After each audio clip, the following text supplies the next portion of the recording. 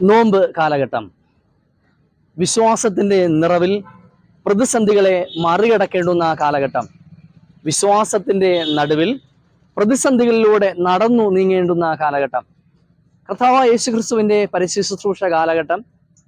ഒരിക്കൽ ശിഷ്യന്മാർ മാത്രമായി വള്ളത്തിൽ യാത്ര ചെയ്യുന്ന ഒരു സന്ദർഭമുണ്ട്. രാത്രിയാണ്, അന്ധകാരം കൊണ്ട് നിറഞ്ഞു. എന്നാൽ കടലിൽ അപ്രതീക്ഷിതമായ കാറ്റും കോളും കൊണ്ട് നിറയുവാനായിട്ട് തുടങ്ങി. പടക് അലയുവാനും ഉലയുവാനും തുടങ്ങി. ആ കടലിൽ തങ്ങളുടെ ജീവിതം അവസാനിക്കും എന്ന ബോധ്യത്തോടെ പടകിനെ നിയന്ത്രിക്കുവാൻ വളരെയധികം പരിശ്രമിക്കുന്ന ശിഷ്യന്മാർ, മരണം മുഖാമുഖം കാണുന്ന ഒരു ജീവിത അനുഭവത്തിലൂടെയാണ് ശിഷ്യന്മാർ കടന്നു പോകുന്നത്. രാത്രിയുടെ 4-ാം യാമത്തിൽ, ഏകദേശം പ്രഭാതത്തോട് അടുക്കുന്ന സമയം, കടലിന്റെ മുകളിലൂടെ ശിഷ്യന്മാരുടെ അരികിലേക്ക് നടന്നു വരുന്ന കർത്താവ് തങ്ങളുടെ അരികിലേക്ക് വരുന്നത് ക്രിസ്തുവാണ് എന്ന് തിരിച്ചറിയുമ്പോൾ വിശ്വാസത്തിന്റെ നിറവിൽ പത്രോസ് പടകിൽ നിന്നും പുറത്തേക്ക് ഇറങ്ങുകയാണ്. വിശ്വാസത്തിന്റെ നിറവിൽ പത്രോസ് പടകിൽ നിന്നും കടലിലേക്ക് ഇറങ്ങുകയാണ്.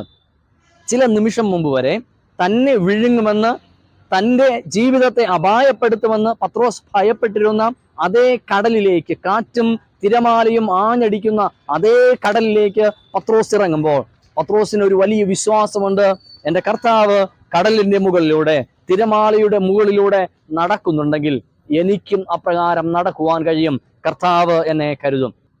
മറ്റു 11 ശിഷ്യന്മാരും പടകിൽ തന്നെ ആയിരിക്കുമ്പോൾ, ഈ പടകിൽ നിന്നും കടലിൽ വീണാൽ തങ്ങളുടെ ജീവിതം അവസാനിക്കുമെന്ന് ഭയപ്പെടുമ്പോൾ പത്രോസ് ധൈര്യത്തോടെ കടലിലേക്ക് ഇറങ്ങുകയാണ്. എന്നാൽ പത്രോസിന്റെ വിശ്വാസവും ധൈര്യവും അധിക സമയം നീളുന്നില്ല. പെട്ടെന്ന് കാറ്റ് കണ്ട് ഭയന്ന് പത്രോസ് ആഴങ്ങളിലേക്ക് വീഴുവാൻ തുടങ്ങുമ്പോൾ കർത്താവ് തൻ്റെ കരം പിടിച്ച് പത്രോസിനെ എഴുന്നേൽപ്പിക്കുകയാണ്. എന്നെ കേൾക്കുന്ന ദൈവജനമേ, ഈ നോമ്പ് കാലഘട്ടം പ്രതിസന്ധികളുടെ മധ്യേ വിശ്വാസത്തോടെ മുന്നേറേണ്ടുന്ന കാലഘട്ടമാണ്. പ്രതിസന്ധികളിൽ വിശ്വാസത്തോടെ മുന്നേറുക എന്നത് നിസ്സാരമായ കാര്യമല്ല. കാറ്റും തിരമാലയും കാണുമ്പോൾ ഭയന്നു പോകുവാൻ സാധ്യതയുണ്ട്. എടുത്ത തീരുമാനങ്ങളിൽ നിന്നും മാറി നടക്കുവാനായിട്ടുള്ള സാധ്യതകളുണ്ട്. പക്ഷെ ക്രിസ്തു നമുക്ക് നൽകുന്ന ഒരു വലിയ ഉറപ്പിതാണ്: വിശ്വാസത്തോടെ നിന്റെ കാൽച്ചുവടുകളെ മുൻപോട്ട് വയ്പാൻ നീ തയ്യാറാണെങ്കിൽ താണു പോകാതെ കരം പിടിച്ചുയർത്തുവാൻ എൻ്റെ കർത്താവ് ഉണ്ടാകും. പതറിപ്പോയ വിശ്വാസങ്ങളുടെ മധ്യേ വീണ്ടും വിശ്വാസത്തിൽ ഉറപ്പിക്കുവാൻ ക്രിസ്തു കൂടി ഉണ്ടാകും. വിശ്വാസത്തോടെ പ്രതിസന്ധികളുടെ മധ്യേ കർത്താവിനോട് ചേർന്ന് നടക്കുവാൻ നമുക്ക് തയ്യാറാകാം. ദൈവം നമ്മെ ഒരുക്കുമാറാകട്ടെ. ആമേൻ.